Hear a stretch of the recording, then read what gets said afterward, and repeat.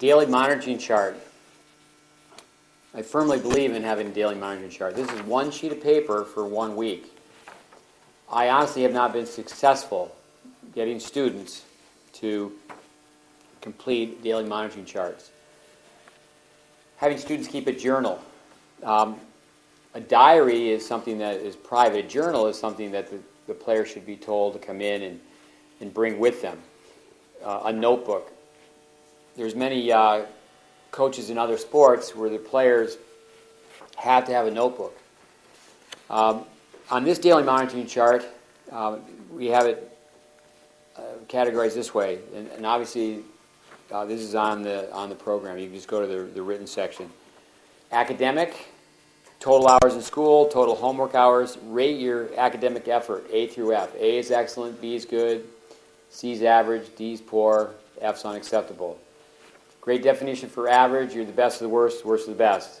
So make note that you don't want to be average. Extra reading time.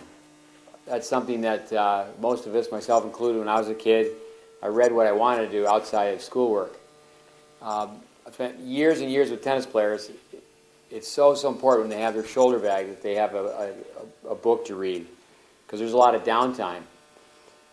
There's a section for the physical side: stretching, yes, no, number of times, food intake, food plan, diet, A through F, number of meals, total hours of sleep. This is, again, 1 week on one piece of paper. Time to bed, time up, number of glasses of water, sugar, number of times you had sugar per day. Physical training, the endurance work, you time that. The strength work, you time that. And then the speed work. You record it every day. It just takes one block. It takes literally seconds to fill this out. Jim Morgat, a veteran pro with tons of experience, actually had a book at one time.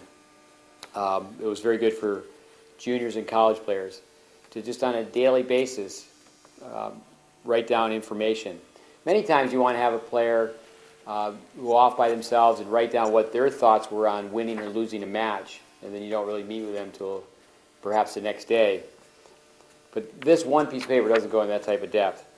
Mood control, positive intensity, again, rating yourself. Positive attitude, confident fighter image, your concentration level, your confidence level, overall motivation.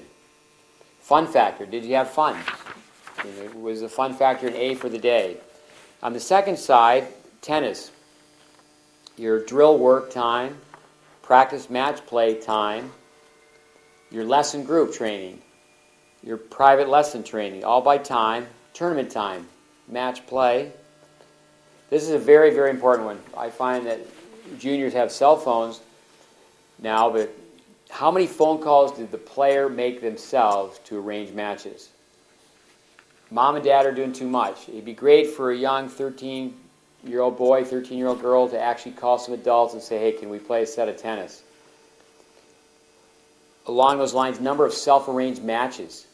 Does the player actually take responsibility and arrange matches for themselves? And then lastly, writing down your opponent's name, what the set score was, whether it was singles or doubles, and then the opponent's level. And this is very important. Up, down, or even. I mean, did you play someone who was superior in skills, or someone who was inferior with skills, or someone who was at the same level? You know, we would have so much tennis played. Our sport would be so healthy if once a week, better yet twice a week, if people were to play with someone who's at a lower level.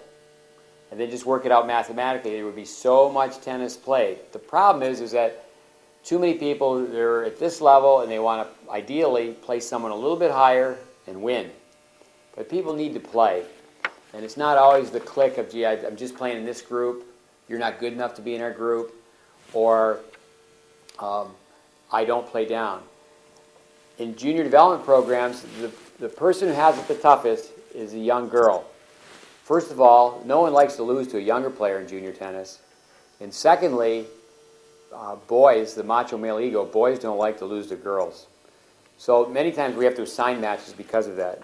And the last thing in rating yourself is your body language, your overall composure, A to F. But anyway, look at this daily monitoring chart.